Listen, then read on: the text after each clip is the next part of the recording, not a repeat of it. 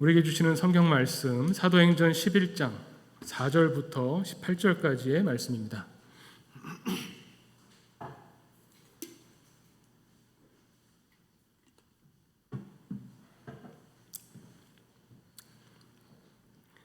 네, 4절부터 봉독하겠습니다.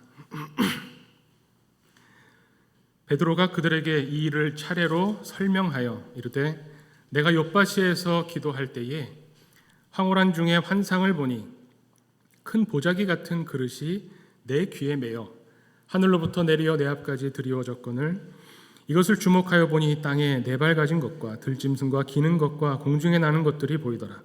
또 들으니 소리 있어 내게 이르되 베드로야 일어나 잡아먹으라 하거늘 내가 이르되 주님 그럴 수 없나이다. 속되거나 깨끗하지 아니한 것은 결코 내 입에 들어간 일이 없나이다 하니 또 하늘로부터 두 번째 소리 있어 내게 이르되 하나님이 깨끗하게 하신 것을 내가 속되다고 하지 말라 하더라. 이런 일이 3번 있은 후에 모든 것이 다시 하늘로 끌려 올라가더라. 마침 3사람이 내가 유숙한 집 앞에 서 있으니 가이사랴에서 내게로 보낸 사람이라. 성령이 내게 명하사 아무 의심 말고 함께 가라 하시매 이 6 형제도 나와 함께 가서 그 사람의 집에 들어가니 그가 우리에게 말하기를 천사가 내 집에 서서 말하되 내가 사람을 욥바에 보내어 베드로라 하는 시몬을 청하라. 그가 너와 내 온 집이 구원받을 말씀을 내게 이르리라 함을 보았다 하거늘 내가 말을 시작할 때에 성령이 그들에게 임하시기를 처음 우리에게 하신 것과 같이 하는지라. 내가 주의 말씀에 요한은 물로 세례를 베풀었으나 너희는 성령으로 세례를 받으리라 하신 것이 생각났도다. 그런즉 하나님이 우리가 주 예수 그리스도를 믿을 때에 주신 것과 같은 선물을 그들에게도 주셨으니 내가 누구이기에 하나님을 능히 막겠느냐 하더라. 그들이 이 말을 듣고 잠잠하여 하나님께 영광을 돌려 이르되 그러면 하나님께서 이방인에게도 생명 얻는 회개를 주셨도다 하니라. 아멘. 네, 오늘 말씀은 우리가 11장을 같이 읽었지만 사실 그 사건을 베드로가 어떻게 보면 진술하는 내용이죠. 그 사건 내용은 사도행전 10장에 나오는 베드로와 고넬료가 만나는 그런 이야기입니다. 그런데 10장을 읽어봐도 그렇고 이 11장에도 앞에 나오는 베드로와 고넬료가 만난 이야기를 다시 반복하는데 참 그 과정이 복잡합니다. 그러니까 우리가 이 사도행전 10장과 11장을 쭉 읽고 나서 결과를 놓고 보면 그래서 이방인인, 그것도 로마인, 그것도 고위 관료, 군인인 백부장 고넬료가 예수님을 구주로 영접하고 이제 복음을 믿게 됐다. 그래서 고넬료와 그 집안 사람들이 결국 그리스도인이 되었다. 결과는 이거죠. 그런데 중요한 것은 이 결과도 물론 중요하지만 더 중요한 것이 있다는 겁니다. 만약 이 결과만 중요하다면 고넬료와 그 집안 사람들을 기독교인으로 만드는 것, 이것이 목적이고 중요한 결과였다면 10장, 11장은 사실은 한두 줄로 요약할 수 있을 겁니다. 이렇게 복잡한 과정이 필요 없을 겁니다. 그냥 성령이 혹은 하나님의 사자가 나타나서 베드로에게 고넬료를 찾아가라. 그래서 가이사랴로 찾아가서 고넬료에게 복음을 전해서 믿게 되면 끝나는 거죠. 근데 오늘 이 사도행전의 이야기가 이렇게 복잡하고 길고 반복되고 서로가 서로의 입을 통해서 나에게 무슨 일이 있었다. 서로 계속 반복하면서 이야기하는 내용을 보면 결국 결과를 내기 위한 그 결과만이 중요한 것이 아니라 사실은 과정에 있어서 이 과정을 통해서 역사하시는 하나님을 우리에게 가르쳐 준다는 거죠. 이 과정을 보면 오히려 이 사도행전에 나오는 어떤 변화, 예수님을 바로 보게 하고 믿게 하는 이 일이 고넬료보다도 사실은 베드로에게 더 중요한 일처럼 보일 지경입니다. 앞에 사도행전 10장 우리가 지금 읽지는 않았지만 내용을 아실 텐데요. 베드로가 기도하고 있는데 오늘 증언을 하죠. 하늘에서 그 보자기 같이 생긴 그릇, 보자기는 아니죠. 보자기 같이 생긴 그릇이 쭉 내려오는데 거기에 짐승들이 있고 율법에는 먹지 말라고 한 짐승들을 잡아먹으라 하는 이 하늘의 소리가 있었다는 거죠. 도저히 자신은 이걸 먹을 수가 없어서 주님, 저는 이걸 먹을 수 없습니다. 이 일이 3번 있고 나서 그리고 고넬료가 부르는 이 소식을 듣게 되는 거죠. 이 과정을 살펴보면 결국 그 깨닫는 사람은 누구냐면 베드로입니다. 이 환상을 통해서 뭔가 깊이 생각하게 되고, 또 고넬료가 보낸 사람들을 만났을 때의 성령의 감동이 있어서 따라가야겠다라는 것을 생각하게 되고, 따라가서 복음을 전했을 때 일어난 결과를 놓고 보면서 오늘 우리가 11장에 읽은 것처럼 예수님의 말씀이 생각나는 거죠. 세례 요한은 물로 세례를 베풀었지만 이제 너희는 성령으로 세례를 받을 것이고 그 성령 세례를 너희가 전할 거다라고 하는 이 주님의 말씀이 생각났다는 거죠. 여러 번의 깨달음을 통해서 오늘 이 사건이 있었고, 이것이 예루살렘에 돌아와서 예루살렘 교회 앞에서 증언하게 되었다는 겁니다.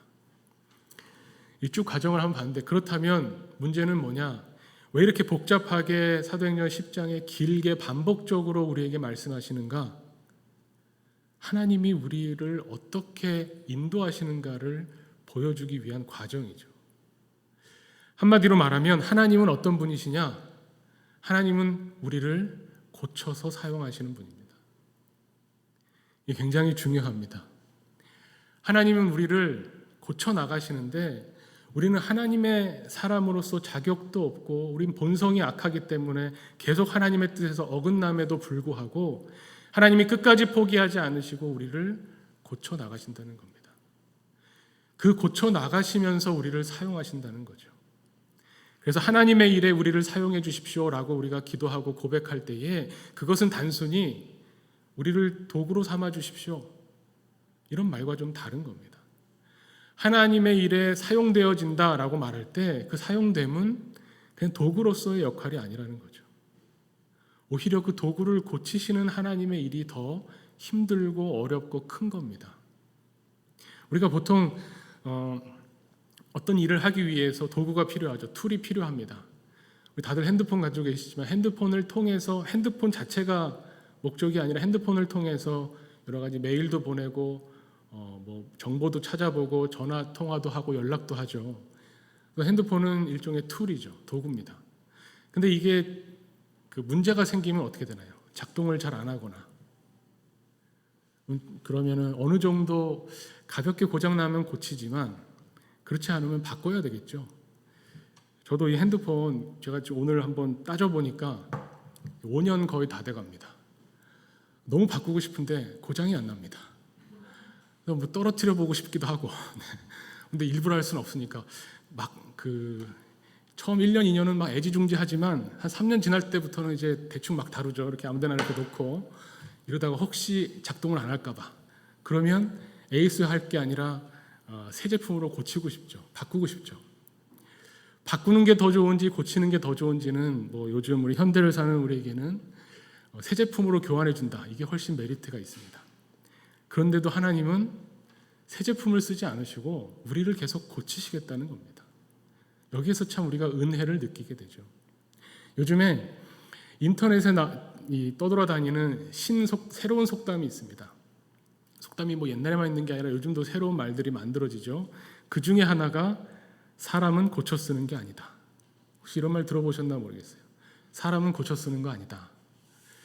이 말이 막 유행하게 될 때 무슨 일이 있었냐면 백종원 씨가 나오는 한 TV 프로그램이 있었습니다. 그 프로그램이 이제 식당으로 이제 영업을 하는데 손님이 없고 뭐가 잘 안 되는 거예요. 그러면 이제 방송사에 신청해서 백종원 씨가 와서 진단을 하고 어디를 고치라고 하고 컨설팅을 해주는 겁니다. 이제 문제점이 많이 드러납니다. 그걸 보면서 저도 그전에는 몰랐는데 어떤 집은 왜 이렇게 장사가 잘 되고 손님이 많고 어떤 집은 음식점이 왜 이렇게 손님이 없을까 보는데 정말 탁탁 집어내는데 그 원인이 있습니다. 이거는 이렇게 해야 되고 이것은 이렇게 해야 되고 이렇게 하면은 또 많은 손님이 몰려올 때 이 요리를 많이 만들 수 없으니 어떻게 대비를 해야 되고 이런 것들을 쭉 알려주죠. 근데 재밌는 거는 어떤 사람들은 자기 고집이 있어요. 백종원 씨가 와서 말해도 절대 안 고칩니다. 아니 이거는 내가 이렇게 하는 게 이게 가장 좋은 방법이라고. 근데 이제 프로그램이 진행이 되면 그래도 알겠다고 하면서 고치는데, 이 문제는 방송이 나가고 나서 사람들이 많이 몰리죠. 그리고 조금 시간이 지나면 다시 옛날로 돌아가는 식당들이 있다는 거죠. 자기 고집을 못 버리고 또 고쳐줬던 거 잊어버리고 원래 하던 습관대로 하면서 그 식당 주인들을 향해서 그 네티즌들이 하는 말이, 야, 사람은 역시 고쳐 쓰는 게 아니구나. 아무리 그 가르쳐주고 잘못을 바로잡아줘도 안 되는구나. 이런 것들을 봤다는 거죠. 사람이 바뀐다는 게 굉장히 어렵다는 것은 우리도 잘 알고 있습니다. 사람을 고친다는 거, 직장 생활을 해보신 분들은 또 그런 생각하시겠지만, 신입사원을 뽑았는데 이 사람을 잘 가르치고 교육하면 회사가 원하는 사람으로 만들어 가겠지, 한번 안 되는 사람은 정말 어렵죠. 사람이 바뀐다는 것에 대해서 어떤 고정관념, 편견, 고집, 습관 이런 게 있는 사람을 변화시키고 고친다고 하는 것, 여기에 대해서 굉장히 어려운 것을 또 심리학 실험에서도 이렇게 이야기합니다. 하버드에서 있었던 실험이라고 하는데요. 사람이 우리가 얼마나 변하는가, 다른 사람을 말할 게 아니라 나는 얼마나 변할 수 있는 존재인가, 여기에 대해서 이제 조사를 했는데 40대 사람들한테 설문조사를 했다고 합니다. 40대 사람들에게 앞으로 10년 동안 당신이 얼마나 변할 것 같습니까? 이렇게 물어본 거예요.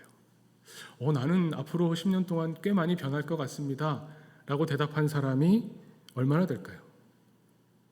별로 없습니다. 나는 내가 어느 정도 변하긴 변할 것 같습니다 라고 대답한 사람은 10% 정도밖에 안 됐다는 겁니다. 내가 이제 나이가 40인데 이제 와서 내가 뭘 많이 변하겠습니까? 라고 해서 변할 것 같다는 응답은 10%였다는 거죠. 근데 50대 사람들에게 물어봤습니다. 50대 사람들에게 지난 10년 동안 당신은 얼마나 많이 변했습니까? 이렇게 물어본 거예요. 많이 변했나요? 안 변했나요? 라고 물어봤더니 50세 사람들이 평균 40%의 사람들이 나 많이 변했다고. 40세에서 50세 되기까지 10년 동안 그래도 꽤 변한 것 같다는 응답이 40%였다는 거죠. 그러니까 생각보다 나는 앞으로 안 변할 것 같지만 막상 10년을 지나고 나면 많이 변했다고 느끼는 거죠. 근데 그 50세 그 사람들에게 다시 물어봤습니다. 그럼 앞으로 10년 동안은 어떻게 변할까요?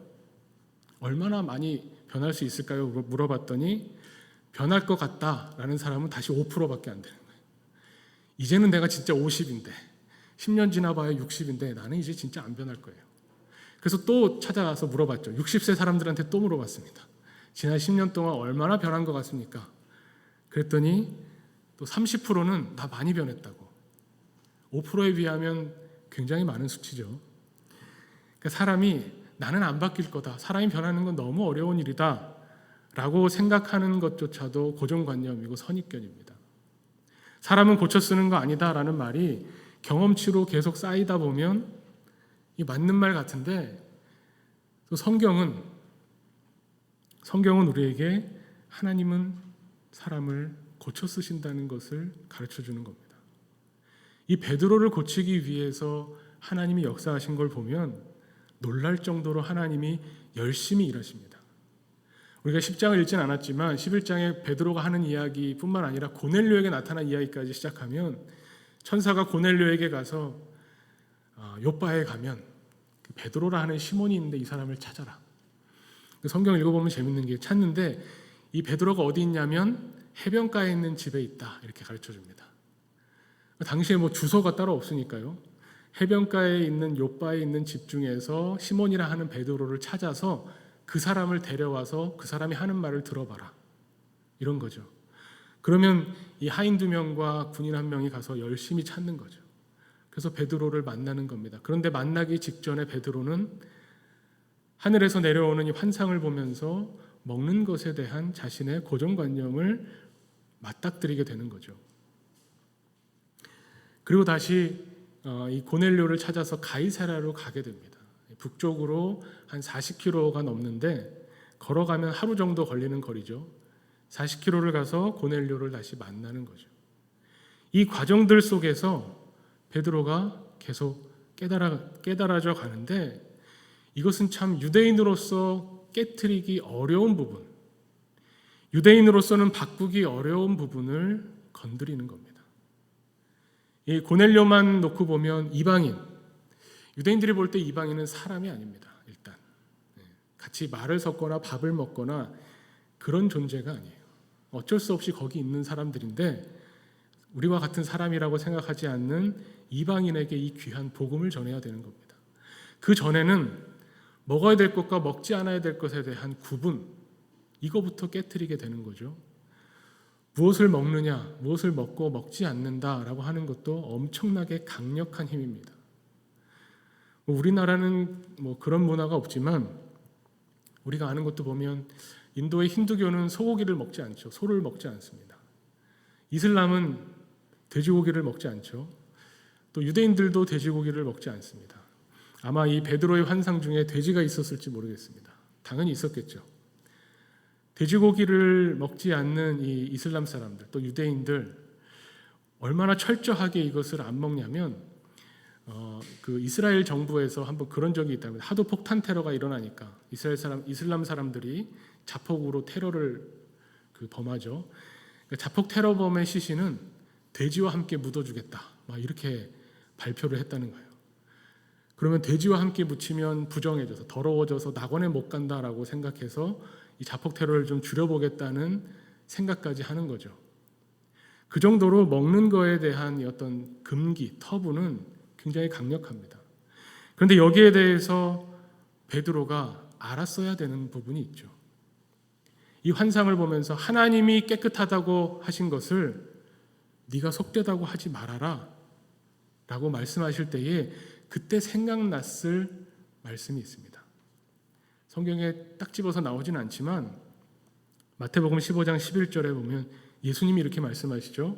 입으로 들어가는 것이 사람을 더럽게 하는 것이 아니라 입에서 나오는 그것이 사람을 더럽게 하는 것이니라. 이 베드로에게 이게 처음 있는 일이 아닙니다. 베드로에게 있어서 이거 갑자기 왜 이런 환상이 나오면서 난 평생 먹어본 적이 없는 저걸 먹으라고 하시는 건가? 그게 아니라 이미 예수님을 따라다닐 때 예수님으로부터 가르침을 받았습니다. 예수님이 바리새인들과 그렇게 치열하게 논쟁할 때에 바리새인들이 왜 도대체 제자들은 율법을 안 지키면서 저 먹지 말아야 될 것을 안식일에 먹고 왜 저러느냐라고 할 때 예수님이 입으로 들어가는 것이 사람을 더럽게 하는 게 아니다라고 말씀하셨죠. 그때 배워놓고도 베드로는 안 고쳐지는 겁니다. 고쳐지지가 않아요. 생활 습관대로 하던 문화대로 주변의 모든 사람들이 만약에 내가 돼지고기를 먹으면 난리가 나고 큰일이 나니까 절대 손대지 않았던 거죠. 예수님의 가르침을 모르진 않지만 예수님의 가르침이 몸에 배지 않고 예수님의 가르침이 아직 베드로를 완전히 바꾸지 못한 겁니다. 우리는 사도행전에 나오는 사도들이 하나님의 사람이고 거룩하고 완성된 사람으로서 온 지역에 세상에 나가서 복음을 전했다고 생각하지만 그렇지 않습니다. 베드로가 예수님이 십자가를 지실 때에 3번 부인하고 부활하신 주님을 만났을 때 가슴을 치며 회개하고 주님 앞에서 3번 주님이 내가 나를 사랑하느냐 말씀하실 때 3번 고백하면서 주님을 위해 이제 평생을 바치겠다고 했음에도 불구하고 예수님이 가르쳐 주신 것, 예수님이 원하시는 것, 예수님의 핵심적인 이 하나님 나라의 복음에 대해서 아직 온전히 깨닫지 못하는 겁니다. 여전히 그 과정 중에 있는 겁니다. 오히려 복음을 전하면서 그 과정을 거치면서 하나님의 사람으로 완성되어 가는 과정에 있는 거죠. 이 사도행전은 그래서 제목이 사도행전인데 우리가 보통 뭐라고 또 부르냐면 성령행전이라고 부르죠. 사도들이 여러 지역에 나가서 복음을 전하는데 사실은 사도들을 움직이시는 분은 성령이시죠. 그런데 이 사도행전을 읽으면 읽을수록 이 성령이 그 하나님의 사람들을 통해서 일하심을 보게 되는 겁니다. 그러니까 성령이 막 혼자서 고넬료 같은 경우도 그냥 하나님의 사자가 와서 예수 그리스도를 믿어라. 그래야 구원받는다. 이렇게 하면 고넬료가 예수님을 받아들였을 것 같은데 그렇게 하지 않으시고 베드로를 불러와라. 베드로를 불러와서 만나고 그 과정 중에서 여러 가지 이야기들이 있고 그러면서 베드로가 깨닫게 되는 겁니다. 하나님은 참으로 사람을 외모로 보지 않으시는구나. 저 이방인들에게도 우리가 보기에 사람이 아닌 저들에게도 생명을 주시고 성령을 주시는구나. 이것을 깨닫는 과정이 복음이 전파되는 과정이라는 거죠. 이것이 같이 가는 겁니다. 사도행전은 놀랍게도 우리가 보통 사도행전을 읽으면서 기대하는 바가 있습니다. 저도 처음에 사도행전을 쭉 설교해 나가면서 기대하는 바가 뭘까요? 초대교회의 모습을 보고 교회의 모습이 어떠해야 되는가? 당연히 거기에 관심 갖는 게 마땅하고 이 사도행전을 통해서 복음이 전파되면서 세워지는 교회, 그 교회가 앞으로 어떻게 변화되고 어떻게 정착되고 이 복음을 들은 사람들이 어떻게 그리스도인으로 변해가고 이 교회가 조직되고 그런 걸 사실 참고하고 싶고 배우고 싶은데 이 사도행전을 쓴 누가는 정말 철저하게 거기에 관심이 없습니다. 초대교회 안에서 일어나는 일은 어떻게 보면 핵심적인 유대인들이 헬라파 유대인들로 디아스포라 유대인들로 복음이 넓어지고 거기에서 사마리아 지역에서 에디오피아 내시를 만나서 이방인에게 복음이 전해지고 오늘 결정적으로 욥바에서 가이사라로 가서 가이사라라고 하는 도시가 상징하는 것처럼 복음이 점차 확대된다는 것을 보여주는 것에 관심이 있습니다. 그래서 뒤에 보면 지명이 엄청나게 나오죠. 그 지역에 교회가 생겼다. 이렇게 해서 복음이 여기 전파돼서 교회가 만들어졌다. 그리고 또 다음 넘어갑니다. 넘어갑니다. 이 교회가 어떻게 성장하고 어떻게 부침을 겪고 그런 얘기 별로 아예 하질 않습니다. 그 말은 뭐냐면 복음이 전파되고 복음이 움직여 나가면서 그 과정 중에서 하나님이 우리에게 펼쳐나가시는 이야기들을 보라는 겁니다. 그래서 어떻게 보면 지명이 중요하고 지역이 중요합니다. 오늘 이 욥바라고 하는 것도 욥바에서 가이사라까지 가는 게 40km고 성인 남자가 걸으면 하루 정도 걸리면 가는데 멀다면 멀고 가깝다면 가깝죠. 베드로에게 만약 오늘 이런 일이 있지 않았다면 베드로는 아마 가이사라를 밟을 일이 없었을 겁니다. 욥바는 어떤 도시냐면 원래부터 있던 그 항구 도시죠. 뜻이 아름다운이라는 말입니다. 욥바. 히브리어로 야포라고 하는데 아마 구약의 우리 요나 이야기에서 들어보셨을 겁니다. 욥바가 항구 도시라 이 욥바를 통해서 배를 타고 이제 다 니느웨로 갔어야 되는데 다시스로 도망가죠. 근데 이 욥바에는 유대인들이 살면서 이 옛날부터 이 유대 항구를 지켜왔기 때문에 어떻게 보면 헤롯 대왕이 이제 로마와 활발한 교육을 하려고 하는데 유대인들이 자꾸 방해를 하는 겁니다. 그래서 아예 북쪽 위쪽에 있는 사실은 배를 대기 어려운 그곳을 완전히 개간해서 도시 하나를 지어버려요. 그 도시가 바로 가이사라입니다. 이 가이사라는 그래서 로마의 군대가 주둔하고 있고 정말 헤롯 대왕이 로마식으로 완전히 신도시를 지어서 여기서는 로마가 지배하는 모든 그 지역들과 활발하게 소통을 합니다. 그러면서 로마에 총독을 보내는 거 알고 계시죠? 이 로마 총독이 어디에 머무냐면 예루살렘에 있는 것이 아니라 평소에는 가이사라에 있습니다. 총독이 주둔하는 어떻게 보면 행정적이고 군사적인 도시가 됐습니다. 여기를 향해서 나갈 생각을 전혀 안 하죠. 어떻게 유대인들이 이 보수적인 유대인이 가이사라에 가서 활동할 생각을 하겠습니까? 욥바가 있는데 이 욥바는 지금 이스라엘을 보면 이 욥바를 더 확장, 너무 이제 오래된 도시다 보니까 더 확장해서 새롭게 도시를 만든 게 텔아비브죠. 욥바가 확장된 도시가 텔아비브입니다. 이 텔아비브 야포라고 하는 이 도시는 지금 가면 그래서 구도시에 가면 이 해변가에 베드로가 지냈던 집을 지금 볼 수 있습니다. 그런데 재밌는 건 이 텔아비브는 지금도 유대인이 90%가 여기 산다고 합니다. 그러니까 아랍인이나 팔레스타인들이 없는 거죠. 자기들끼리 여기도 아직도 똘똘 뭉쳐 있는 겁니다. 이런 어떤 자기 선입견과 고집, 여기에서 한 걸음 떼서 가이사라에서 부르시는 하나님, 가이사라로 가야 된다. 거기까지 가서 이 복음이 확장돼야 된다. 이것을 베드로를 통해서 가르쳐 주시고 깨우쳐 주시는 겁니다. 이것이 단순히 지역으로만 볼 것이 아니라 우리 개인의 신앙생활로도 볼 수 있죠. 우리가 하나님을 믿는다고 하지만 우리의 신앙생활은 어디에 머물러 있습니까? 욥바에만 머물러 있을 수 있습니다. 우리의 신앙은 다 어디 있냐면 교회와 연관되죠. 그래서 신앙생활이 마치 교회 생활인 것처럼 처음에 여기게 됩니다. 교회 가야 신앙생활 하는 것 같고 교회에서 하는 활동, 주일 예배, 수요 예배 열심히 교회에서 활동하다가 이제 주중이 되면 직장생활, 사회생활, 가정생활, 학교생활로 가죠. 그래서 또 직장에 가면 직장의 룰을 따르고 학교에 가면 학교의 룰을 따르고 학교에서 배우는 대로 생활하다가 다시 예배드리러 교회에 오면 다시 그때는 또 신앙인처럼 사는 겁니다. 이거는 아직 우리 안에 우리의 신앙이 확장되지 않은 거죠. 욥바에서 아직 가이사라까지 발을 떼지 못한 겁니다. 하나님께서 원하시는 우리 신앙인의 모습, 신앙생활은 교회 생활에서 더 확장돼야 됩니다. 우리의 모든 생활로. 사도행전이 보여주는 게 바로 그거죠. 처음엔 예루살렘에서 성령을 기다리라고 말씀하셔서 예루살렘에서 교회가 형성되다가 헬라파 유대인들에게 확장되다가 욥바까지 가서 말씀을 전하다가 이제 가이사라로 또 바울을 통해서는 소아시아 지역 로마까지 펼쳐져 나가는 이 복음의 능력의 이야기를 우리에게 들려주시면서 우리는 어떠해야 되는가를 말씀하고 있습니다. 베드로가 계속 깨우쳐 나가는 거죠. 주님이 입으로 들어가는 게 더럽게 하는 게 아니라고 했는데 나는 왜 저것을 아직도 못 먹고 있나? 그러면서 이 고넬료에게 베풀어 주시는 이 성령을 보면서 주님이 성령으로 세례를 베푸신다고 약속하신 그 약속이 우리에게 성취되는구나. 베드로가 깨닫고 이제 가이사라까지 나갔죠. 그런데 아직도 예루살렘 교회는 욥바까지도 못 가죠. 예루살렘 안에 머물러 있습니다. 그래서 오늘 11장에 베드로를 불러서 베드로의 경험, 그 간증을 듣는 겁니다. 베드로가 증언하는 거죠.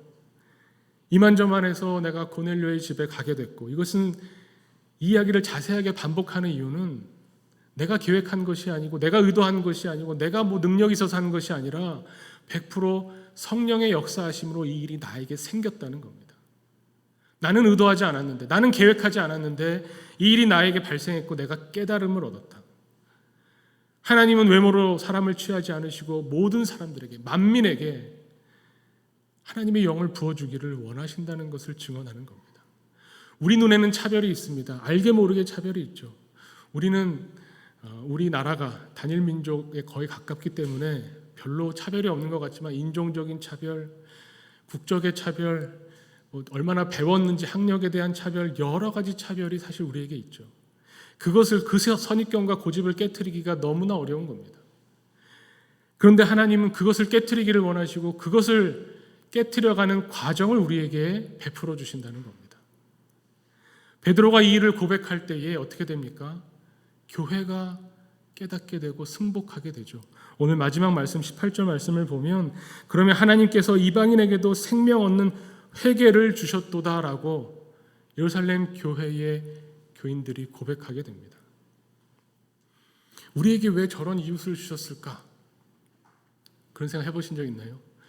이거는 극단적인 예는 직장 생활을 보면 되는데요.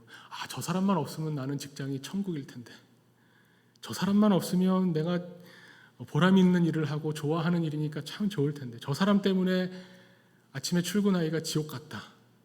그런 사람이 있다면 하나님 왜 그런 사람을 주셨을까요?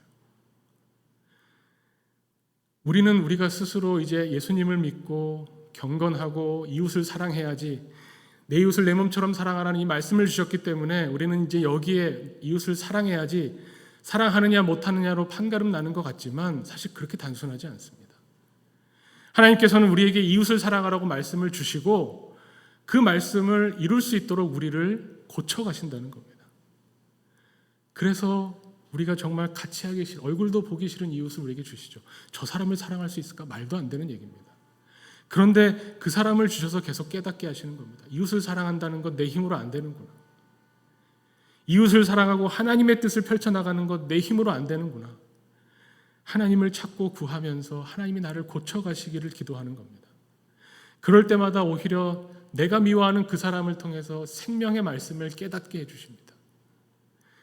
그 사람과 부딪히면서 내 자신을 돌아보게 하고 내가 얼마나 죄인인가, 그럼에도 하나님이 나를 고쳐 쓰시겠다고 이렇게 역사하시는 하나님의 사랑과 은혜를 매일매일 순간순간 깨닫게 됩니다.